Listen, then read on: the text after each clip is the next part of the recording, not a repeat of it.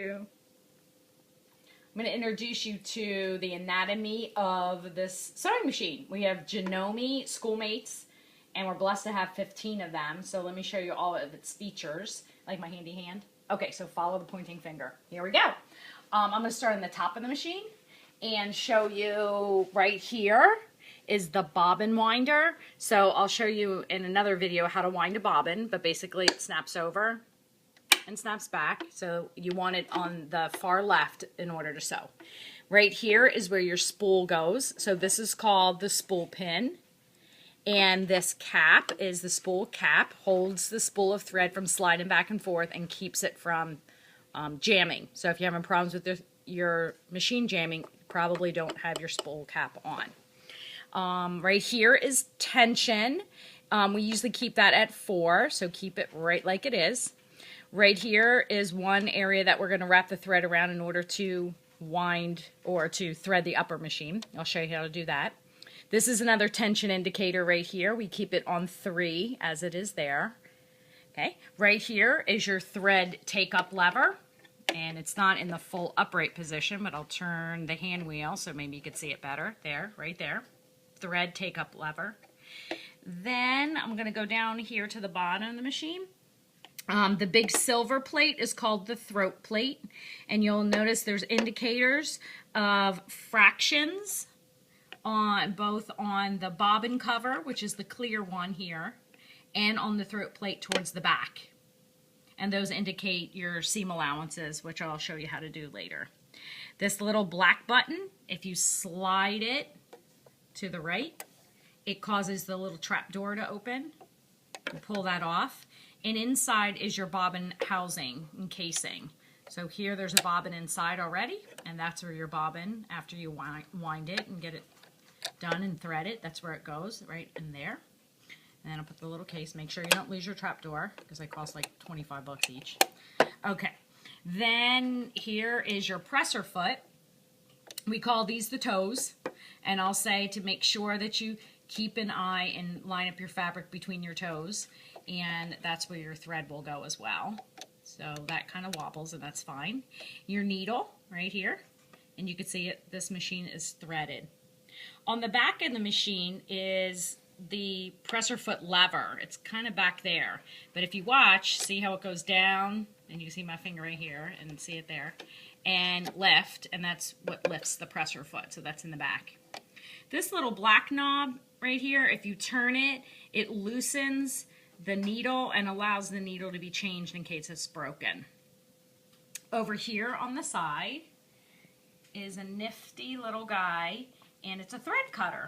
So if you took your thread and then laid it inside of it like that, and pulled hard maybe, excuse me with 2 hands, there, it cuts the thread. So there's a thread cutter there, and there's a thread cutter on the very back of the silver bar. So either place you can cut your thread on. Let me see what else. Oh, I like this little cheat sheet right here. It tells you how to thread the upper machine, which I'll show you later. This case opens, and inside there's a light bulb. And you'll know your machine is on when you flip the switch, which is, follow my pointing finger, over here on the side. Let me get this out of the way. There's a switch, the on and off switch. And I'm not plugged in right now, but if I was, then the light would be on. There's a low and high for the light. Really doesn't have a big deal, but sometimes if you don't have it on either or side, the machine doesn't turn on. So if your machine's not turning on, check that. While we're over here, you see those 3 prongs? Those 3 prongs are where your foot pedal will plug in. And I'm going to show you that in a minute as well. Okay? Up here is your hand wheel. Very important and useful when you're sewing, because it controls when you turn it towards you. You could turn it both ways, towards you or away from you.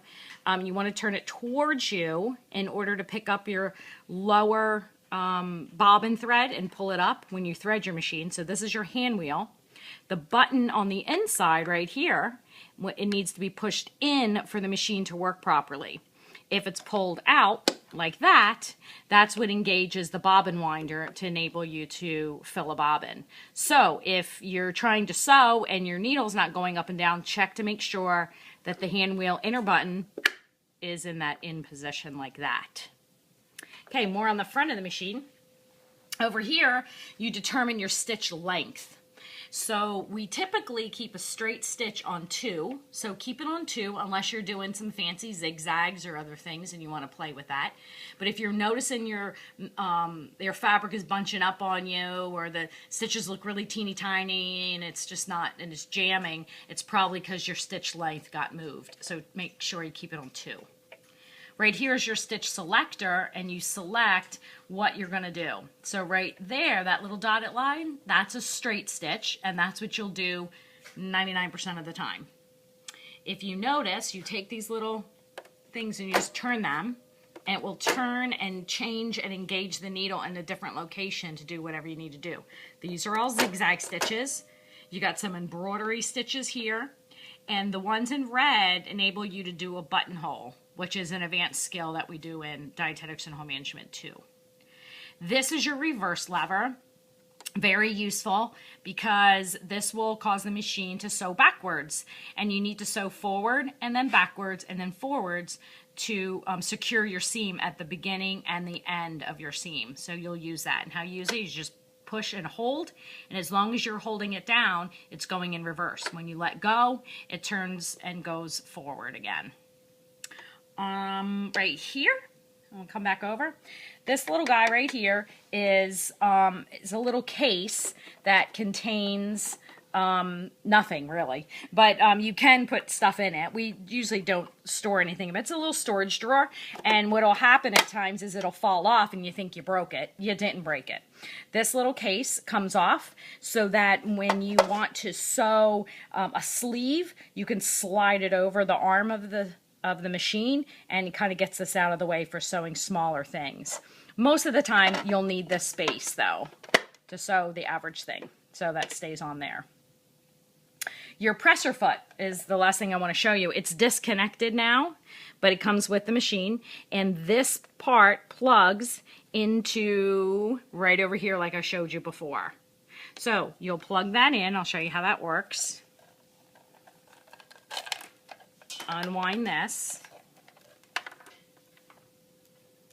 and you can see it's shaped what shape it is, and make sure it's pushed all the way in so that it works properly.